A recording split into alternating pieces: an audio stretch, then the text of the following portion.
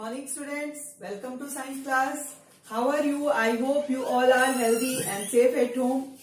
Student, today we will continue our lesson number 9, that is living organism and their surroundings. Student, आपने last week में इस chapter में पढ़ा कि different type के हैबिटेट्स होते हैं और उसमें डिफरेंट टाइप के एनिमल्स रहते हैं. तो स्टूडेंट, क्या ये पॉसिबल है कि एक हैबिटेट में रहने वाला ऑर्गेनिज्म दूसरे हैबिटेट में सरवाइव कर सके? फॉर एग्जाम्पल कि अगर फिशेस को हम एक्वेटिक हैबिटेट से टेरेस्ट्रियल हैबिटेट में ले आए तो क्या वो सरवाइव कर पाएंगी? या अगर कोई हमें कहे कि हम एक्वेटिक हैबिटेट में जाकर सरवाइव करें तो क्या हम कर पाएंगे? Student, it is not possible. क्यों? क्योंकि जो है हमारे अंदर वो फीचर्स नहीं है, हम उस एनवायरमेंट में रहने के लिए अडॉप्ट नहीं है, हमारे अंदर वो अडेप्टेशंस नहीं है. तो स्टूडेंट, आज हम अपना नया टॉपिक डिस्कस करने वाले हैं, दैट इज अडेप्टेशंस. क्या होता है ये अडेप्टेशन? स्टूडेंट, जैसे कि हम सभी जानते हैं, वी ऑल नो कि जिस हैबिटेट में ऑर्गेनिज्म जो है एक पर्टिकुलर एनवायरमेंट में रहने के लिए उसके साथ उसको कोप अप करके चलना पड़ता है. अगर वो ऐसा नहीं करेगा तो वो एलिमिनेट हो जाएगा और वो सरवाइव नहीं कर पाएगा. यानी कि उसके अंदर वो फीचर्स डेवलप होने चाहिए जिस एनवायरमेंट में या जिस हैबिटेट में वो रहेगा. तो अडेप्टेशन का क्या मतलब है? The development of characteristics which help an organism to survive in a particular environment is called adaptation. यानी कि आपका किसी भी ऑर्गेनिज्म के अंदर वो फीचर्स डेवलप होना, वो कैरेक्टरिस्टिक डेवलप होना जो कि उसे उस पर्टिकुलर एनवायरमेंट में हेल्प कर सके, उसे वहां सरवाइव करने के लिए, उन फीचर्स को या उन कैरेक्टरिस्टिक्स का डेवलप होना कहा जाता है अडेप्टेशंस. अब ये अडेप्टेशंस जो है ये generally organism adapt to their habitat by the following means. किस तरह से उनके अंदर अडेप्टेशन होता है? फर्स्ट है चेंजेस इन द बॉडी में चेंज हो जाता है. जैसे कि सब आपने फिशेस को देखा है, फिशेस जो होती हैं उनकी स्ट्रीमलाइन बॉडी होती है ना, स्ट्रीमलाइन शेप होती है. उनके अंदर जो है रेस्पिरेशन के लिए गिल्स होते हैं. हमारे अंदर लंग्स होते हैं, उनके अंदर गिल्स होते हैं. क्यों होते हैं गिल्स? ताकि वो वाटर के अंदर जो डिसॉल्व ऑक्सीजन है उसको ले सके. तो ये क्या है? ये चेंजेस हैं उनकी बॉडी में एक्वेटिक हैबिटेट में रहने के लिए फिशेस के अंदर. हमारे अंदर रेस्पायर करने के लिए गिल्स क्यों नहीं है? क्योंकि हमें डिसॉल्व ऑक्सीजन की जरूरत नहीं है, हमारे अंदर लंग्स हैं. तो ये हमारे अंदर चेंजेस है हमारी बॉडी में टेरेस्ट्रियल मोड में रहने के लिए. तो ये क्या आपका हो गया?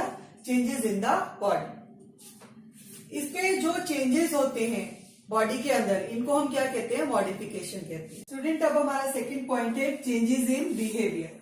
चेंजेस इन बिहेवियर में क्या होता है? कुछ ऑर्गेनिज्म के अंदर स्पेशल बिहेवियर जो है स्पेशलाइज हो जाता है. जैसे कि आपका फॉर एग्जांपल कि बियर और फ्रॉग जो होते हैं, वो क्या होता है कि जब विंटर सीजन आता है, बहुत हार्श कंडीशन हो जाती है, बहुत हार्श वेदर में या शॉर्टेज ऑफ फूड में, वो क्या करते हैं? लॉन्ग स्लीप पे चले जाते हैं.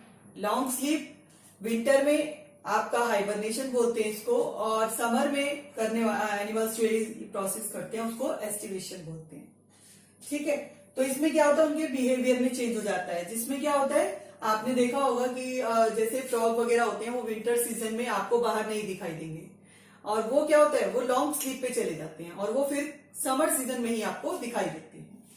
थर्ड आपका आता है changes in location of the activity. इसमें क्या होता है स्टूडेंट, जैसे कि स्पेशली आप बर्ड्स का या फिशेस का देखिए कि जब कंडीशन जो क्लाइमेटिक चेंज की वजह से जब वो उस एनवायरमेंट में सर्वाइव नहीं कर पा रहे होते हैं तो वो वहां से मूव कर जाते हैं, एक लोकेशन से दूसरी लोकेशन में मूव कर जाते हैं. तो ये जो होता है सीजनल मूवमेंट कहा जाता है, from one place to another by the animals. इसको हम क्या बोलते हैं? माइग्रेशन बोलते हैं. कि जब आपका, और वो फिर वापस अपने उसी एनवायरमेंट में तभी वापस आते हैं जब वो कंडीशन, एक्सट्रीम कंडीशन से आपका नॉर्मल में आ जाती है. जैसे कि आपने बर्ड्स के बारे में सुना होगा कि बर्ड्स जो है बहुत लंबी उड़ान भर के दूसरे जगह चले जाते हैं. तो वो क्या करते हैं? माइग्रेट कर रहे हैं, क्योंकि वहां की कंडीशन जहां वो रह रहे थे उस समय वो क्लाइमेटिक कंडीशन उनके अकॉर्डिंग जब बदल रही है तो वो उनको वहां पर वो सर्वाइव नहीं कर पाते, तो फिर वो वहां से दूसरी जगह चले जाते हैं, तो इसको हम क्या कहते हैं, माइग्रेशन कहते हैं।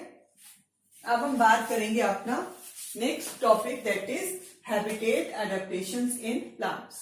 स्टूडेंट, प्लांट्स में भी बहुत सारे एडेप्टेशंस होते हैं अकॉर्डिंग टू देयर हैबिटेट। यहाँ पर there are 3 types of adaptations in plants on the basis of habitat as follows. Different type के हैबिटेट के अकॉर्डिंग प्लांट्स में भी डिफरेंट टाइप के जो एडेप्टेशंस होते हैं।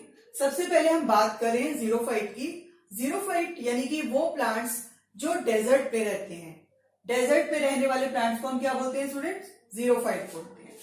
जैसे कि plants that grow in desert is called xerophyte. इसका एग्जांपल है एस्पेरेगस, कैक्टस आपने बहुत बार सुना है, यूफोर्बिया एटसेट्रा। अब इनके अंदर क्या अडेप्टेशन होते हैं, क्या फीचर, क्या कैरेक्टरिस्टिक डेवलप होते हैं, उसके बारे में हम डिस्कस करेंगे। फर्स्ट है the stem is swollen to store food, water.